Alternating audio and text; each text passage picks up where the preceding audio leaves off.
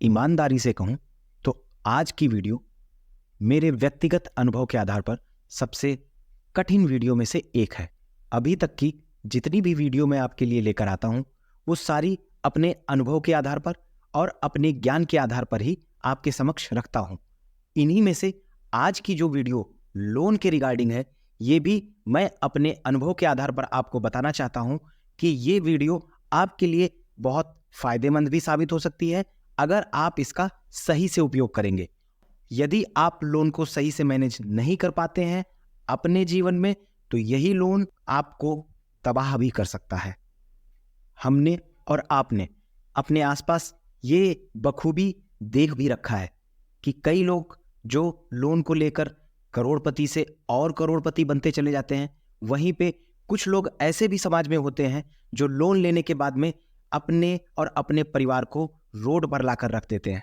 Financial planning की अभी तक की वीडियो में मैंने आपको पैसे कैसे बचाने हैं, पैसे को सही से इन्वेस्ट कहाँ पे करना है, बजट कैसे बनाना है, इन सारी बातों के बारे में आपको इंसाइट देने की कोशिश की। इसी की आगे सीरीज में हम आज आपके लिए लेकर आए हैं कि लोन को कैसे उपयोग करना है। लोन जैसा कि हम सभी जानते हैं दो प्रकार का होता है। पहला एक गुड लोन और दूसरा bad loan. Good loan generally वो लोन होते हैं जिनको लेने के बाद में हमारी आय के स्रोतों में इजाफा होता है, या कहें हमारी संपत्ति में इजाफा होता है। वहीं बैड लोन हमारी पहले से ही मौजूद आय के स्रोतों पर एक बोझ की तरीके से काम करता है। वह हमें कोई नया आय का स्रोत ना तो जनरेट करके देता है और ना ही हमारे असेट या प्रॉपर्टी में कोई बढ़ोतरी करता है। सामान्य रूप से कैटेगराइजेशन करने के लिए लोन 3 भागों में बांटा जा सकता है। पहला होता है पर्सनल लोन, जो पर्सनल जरूरतों को पूरा करने के लिए लिया जाता है। जैसे कि आपको कोई इमरजेंसी पैसे की रिक्वायरमेंट पड़ गई, आप उसके लिए लोन ले सकते हैं। या घर में कभी कभी लोग एसी, फ्रिज, कूलर इत्यादि उपकरणों को खरीदने के लिए भी जो लोन लेते हैं वो पर्सनल लोन की कैटेगरी में आता है। दूसरा होता है मॉर्टगेज लोन, हिंदी में इसे बंधक लोन भी कहा जाता है। गाड़ी, कार, जमीन, घर आदि को खरीदने के लिए जब हम कोई लोन लेते हैं तो वो इसी श्रेणी में आते हैं। तीसरे प्रकार का लोन जो होता है वो बिजनेस लोन होता है। कई बार बिजनेसमैन अपने बिजनेस को बढ़ाने के लिए बैंकों से जाकर लोन लेते हैं, या सूक्ष्म लघु उद्योग अपने बिजनेस को बढ़ाने के लिए लोन लेते हैं। ये सारे इस प्रकार के लोन तीसरी श्रेणी में आते हैं, जिनको हम बिजनेस लोन की श्रेणी में रख सकते हैं। अब जानिए फाइनेंशियल प्लानिंग में लोन आपके इन्वेस्टमेंट को कैसे बढ़ा सकता है, या आप लोन के माध्यम से और कैसे ग्रो कर सकते हैं।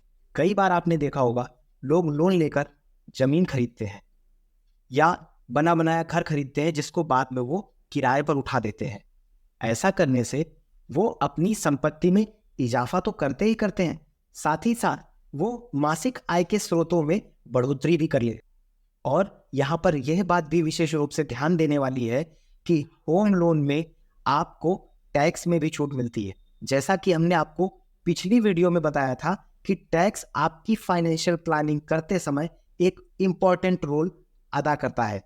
वो उसी तरीके से लोन लेने के समय आपको ये जरूर ध्यान रखना चाहिए कि किस लोन को लेने से आपको टैक्स में भी छूट मिल सकती है। दूसरे सिनेरियो की बात करते हैं, जहां पर लोग अपने शौक को पूरा करने के लिए महंगी महंगी गाड़ी, कारें खरीदने के लिए लोन लेते हैं, जो कि उनके ऊपर एक जिम्मेदारी की तरीके से, एक एक्स्ट्रा बोझ की तरीके से होता है। यही प्रकार के लोन बैड लोन की श्रेणी में आ जाते हैं, जो कि आपको ना तो एक पैसा कमा कर देने वाले हैं और ना ही आपकी संपत्ति में इजाफा करने वाले हैं। खुदा ना खास्ता तीसरी प्रकार के लोग जिनको घर में इमरजेंसी पड़ जाने पर लोन लेना पड़ता है, उनके लिए हमने अपनी फाइनेंशियल प्लानिंग की सीरीज में इमरजेंसी फंड नाम की एक वीडियो बनाई थी। उसको आप जाकर जरूर देखिएगा, जो कि आपको डेट ट्रैप में पड़ने से बचाता है।